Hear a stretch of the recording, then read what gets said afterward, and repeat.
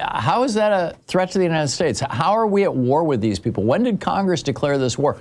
None of those things exist, which means not only is this arguably a war crime, but even worse, again, from the guy who pulled the trigger to his commanding officer or her commanding officer to that person's commanding officer, all the way up to Hegseth, are guilty of murder as well, not just war crimes. Pete Hegseth just tweeted out a picture. Franklin targets the narco-terrorists.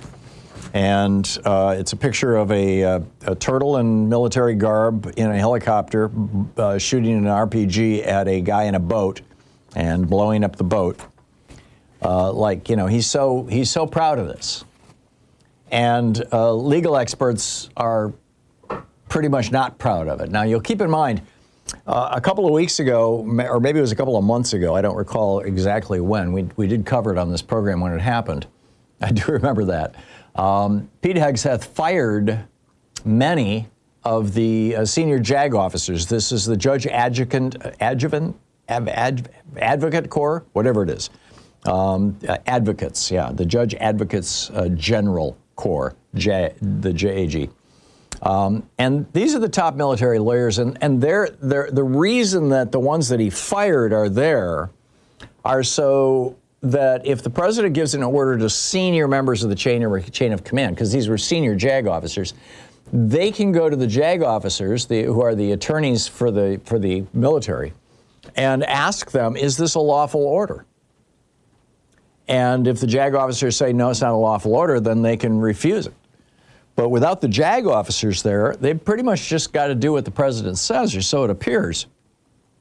Now, when Trump fired all these, and Hegseth fired all these JAG officers, they formed a group called the Former JAG Working Group. And this was established in February. I guess that was when Hegseth fired all these Air Force and Army JAGs.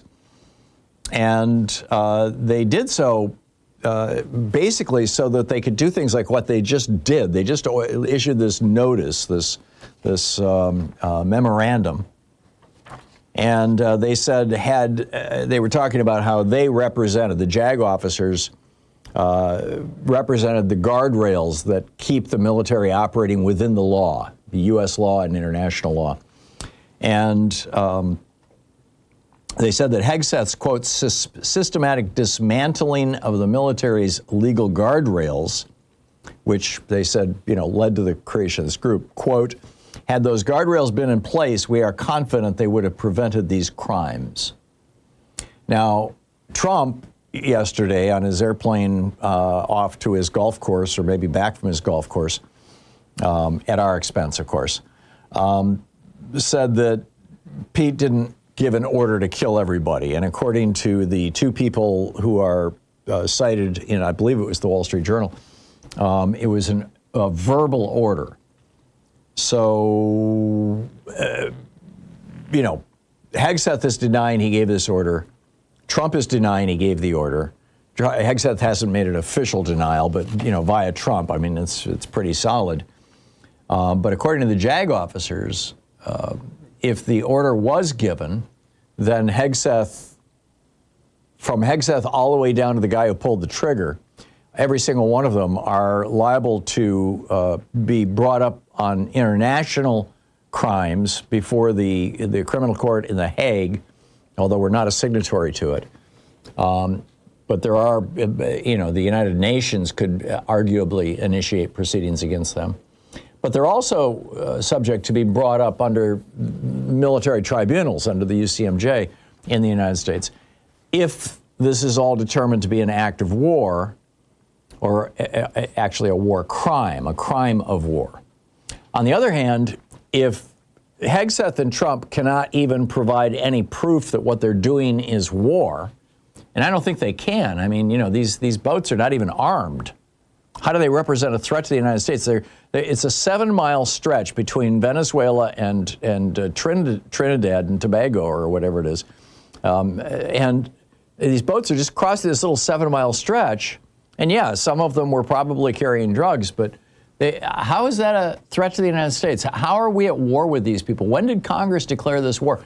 None of those things exist, which means not only is this arguably a war crime, but even worse, again, from the guy who pulled the trigger to his commanding officer or her commanding officer to that person's commanding officer, all the way up to and you'll recall, the head of Southern Command, the general who was in charge of that region, resigned a couple of months ago.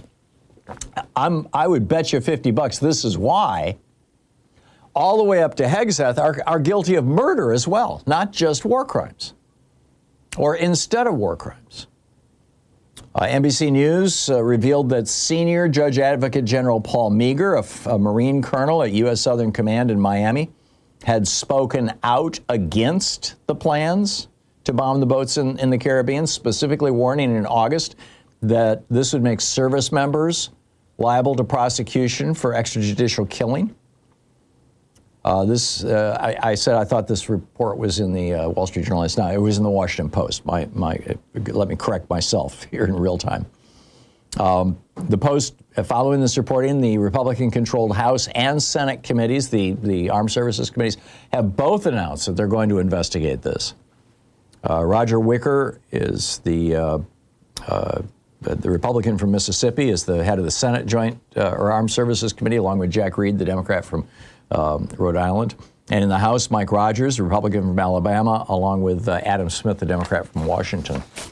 So this is going to get very interesting.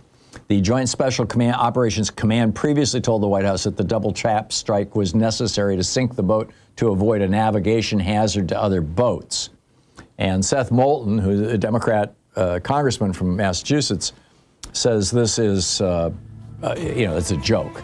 He called it patently absurd. He said, "Mark my words, it may take some time, but Americans will be prosecuted for this either as a war crime or outright murder." And a